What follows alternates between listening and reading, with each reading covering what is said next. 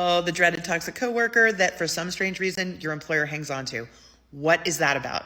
Well, I want to unpack this for you. So in my experience, when somebody who's super toxic keeps their job, it's because the managers feel they are saving or making them enough money. They are doing some kind of job that they don't want to lose them.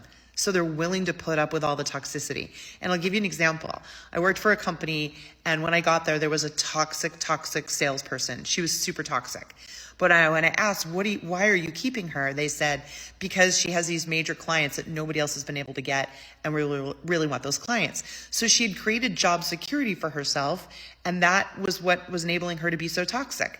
Think about those people. They tend to really hoard their jobs. They don't let other people learn how to do their work. They're super secretive. That's their job security, so they can stay toxic. So if you wanted to fix the problem, you'd have to find a way to take their power away. And you do that by learning how to do their job or getting plenty of other people who can contribute in the same way. Therefore, they are no longer special, and that's when they can move on. Sadly, does this happen? Not usually, because people don't want to put up with them and they just leave. Usually after so many people leave and the company starts to explore why, and they find out the turnover is from this one toxic employee, then they might consider addressing it, but it tends to go on for a really long time before anything happens. So my advice is see if you can take their power away, see if you can figure out how you can be doing what they're doing so it's not special.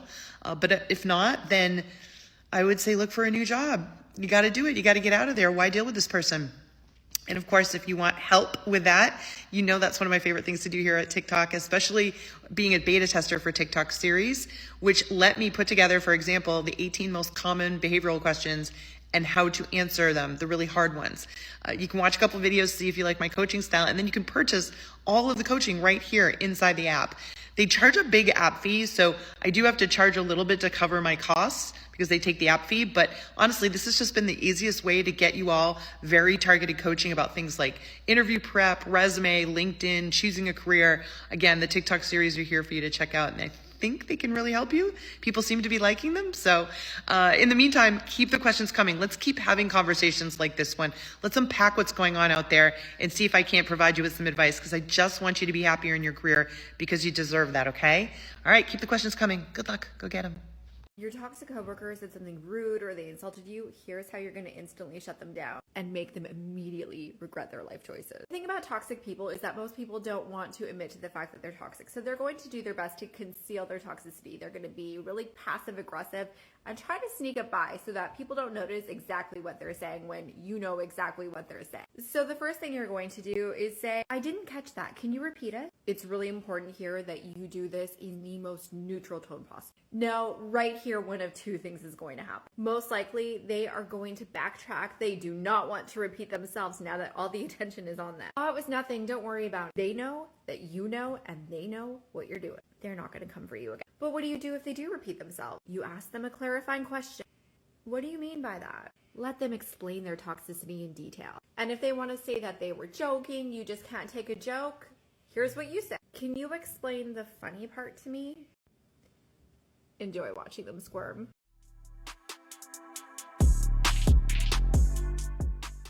You guys just have those coworkers, like one or two of them, that just drag the vibe down. You see that they're going to be on the schedule, or you see that they're going to be in the office with you, and you just absolutely do not want to go in. I feel like all of us have one or two of these people. When you are in a workplace where people are just decent and pleasant human beings, I'm not talking about being each other's best friend. You don't have to be each other's best friend. You don't have to disclose anything personal. You don't have to talk every single Monday about the things that you did on the weekend. You don't even have to tell them you have kids or a husband or a wife or whatever. But if you are smacking your gums and rolling your eyes, flipping papers at people, just having awful, ugly body language. Now that a lot of what I'm talking about is coming from other women, because the mean girl cliques are unreal and such a chronic issue still in the workplace, even as adults. I'm not in high school anymore, but do you guys have these people that they're just always in a miserable mood, always bringing down the vibe? Like none of us want to be there either, honey. We have all lost people. We have dealt with chronic illness and health issues and money issues and problems with our kids and problems in our marriage and problems with our house. And we have all gone through life stuff too. We are all going through life stuff too. Some of us are better at coping with it or seeking help for it. It's not an excuse to come in and absolutely obliterate everybody's mood and just put a gray freaking cloud over the entire place. If you are going through something, you can go through it and be like sad and reserved. You don't have to be shitty to people.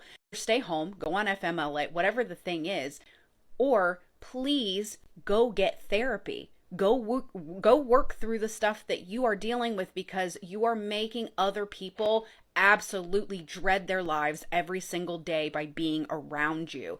And if you are going to be like this about every single thing in your life every single day and everything is awful, please go get help, because you're also just suffering unnecessarily. If you are miserable every day of your life and you have to bring other people down with you, you are suffering unnecessarily, and you need to seek professional guidance.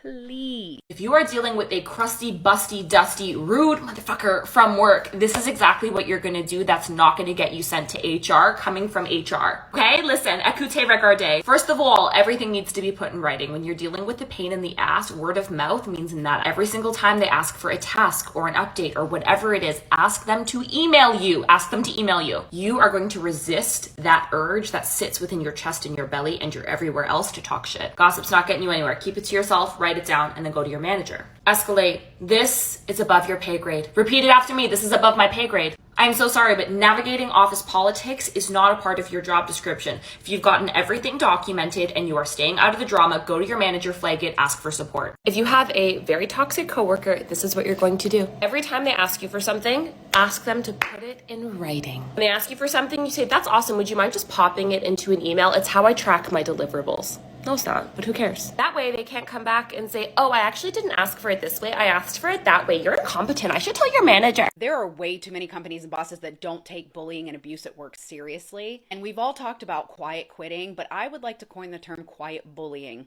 There are so many deceptive behaviors that coworkers and bosses get away with because they're not technically illegal. So what do some of these things look like? So quiet bullying would be something like their body language is just always ugly towards you. They're rolling their eyes. They're always looking at you when they're in groups of other people, and then they giggle, constantly CCing your boss in on emails like you're 5 years old and you don't know how to do anything. Speaking over top of you in meetings, constantly trying to get other people on the team against you, including your own boss, in very subtle ways, slowly and over time, but really chipping away at people's perception of you, excluding you from things, like not telling you about in meetings, or say it was your day off and there was some piece of important information that they were supposed to relay to you and they don't, on purpose to make you look stupid. This can also look like minimizing things when you report something and they act like it's just really not a big deal, or you're, confiding in a coworker about some kind of abuse or bullying or something serious and they minimize that. Another really big one is stealing credit for your work. And the thing is that while this is something that a lot of people will say, grow up, it's just part of being in the work world, get over it. Sometimes people earn bonuses and get looked at for promotions when they do a good job and when they come up with great creative ideas. And when someone continues to steal your intellectual property and pass it off as their own, and they keep getting favored because of that, it can absolutely wear away at your mental health. So I want to start using the hashtag quiet bullying and start talking about this a little bit more. The legal ways to hold people accountable when you can get documentation of real abuse and bullying that's very pervasive, and there's clear evidence of that. But these are the things that happen to so many people so often, and they're so hard to prove, but it's very real and it really does wear away at people.